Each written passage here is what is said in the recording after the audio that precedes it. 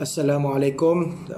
Terlebih dahulu saya ucapkan selamat petang kepada semua pengunjung blogspot saya di dalam suhaimidiris@gmail.com dan suhaimidiris@blogspot.com.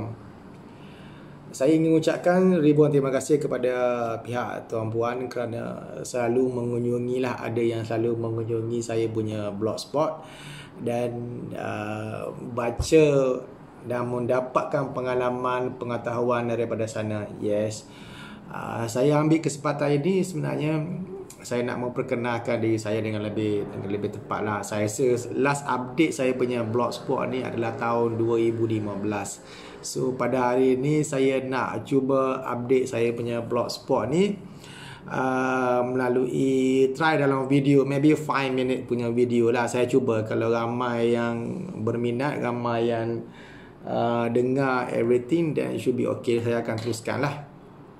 Okay, pada hari ini saya nak pada hari ini saya nak jelaskan mengenai sedikit, kita nak bincangkan mengenai berkenaan dengan HVAC sistem hawa dingin ataupun ventilation system, dan yang melibatkan dan kesinambungannya dia, kesan dia ataupun kegunaan dia dalam COVID-19 punya masalah sekarang ni. Ya, okey. Everybody know so terlebih dahulu kita kena tahu pasal virus Okey, dalam pengalaman saya dalam hospital memang dah lama dah, lebih kurang dekat 15 tahun, 20 tahun saya buat dalam hospital. Tapi especially saya bidang hawa dingin je lah, dalam bidang aircon je lah. HVAC system saja, dalam ventilation, heating, ventilation, air conditioning system. So fokus saya ada dalam bidang bilik bedah. Sebab bilik bedah dengan bilik isolation room tu memang dia banyak dia punya parameter yang kita kena jaga dan kita kena taking care. So that's why dia adalah satu kritikal tempat lah. Okay, kita bercakap pasal COVID-19 sekarang ni. Kita tahu bahawa COVID-19 ni sebenarnya dia bukan merebak melalui airborne. Dia bukan merebak melalui airborne kalau ikut kajian semasa lah. Ada yang pernah cakap, kata ada yang kemungkinan melalui airborne. Okey, tapi WHO mengatakan masih lagi COVID-19 ni berjangkit daripada seorang ke seorang melalui kita punya lelehan liquid. Contohnya kita bersin, contohnya dia melalui udara melalui udara, tapi melalui liquid, sentuhan, bersin, dan sentuhan ini dia masuk melalui 3 tempat: mulut, hidung dengan mata. Apabila dia masuk 3 tempat ni, dan barulah dia boleh memberi penyakit pada kita. So apa kaitan dengan sistem aircon dekat sistem ventilation system dalam hospital ni? Jadi dalam hospital, kalau kita nak mengelakkan kita nak elakkan seseorang tu kalau positif dalam COVID-19 dan dia diletakkan di dalam bilik ward, sepatutnya bilik ward tersebut mesti kena ada sistem hawa dingin yang bersifat isolation room. Okey, di mana nombor 1, aircon tu kita tak boleh, walaupun dia tidak berjangkit melalui airborne. Okey, walaupun dia tidak boleh berjangkit melalui airborne, tetapi kesan lelehan ILO tu, jadi dia akan melekat di ruang dinding, di ruang ducting,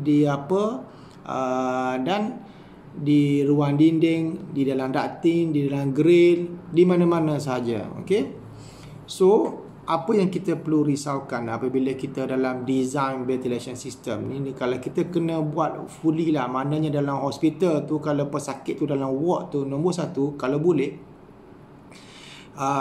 kita gunakan 100% fresh air lah, seperti mana kita buat isolation room. Okay, and then kemudian kita kena, sebab kita risau dalam, kita kena buat macam isolation room seperti mana kita kena gunakan 100% fresh air. Okay, kita kena gunakan 100% fresh air, udara. Kemudian kalau boleh, bukan kena boleh 100% udara luar masuk dan 100% udara keluar yang pergi. Okey.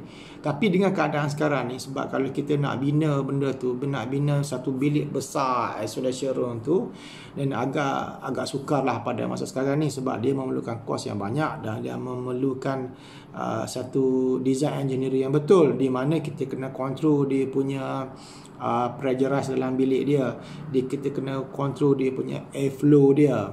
Tapi disebabkan COVID-19 ni, dia cuma melibatkan dia cuma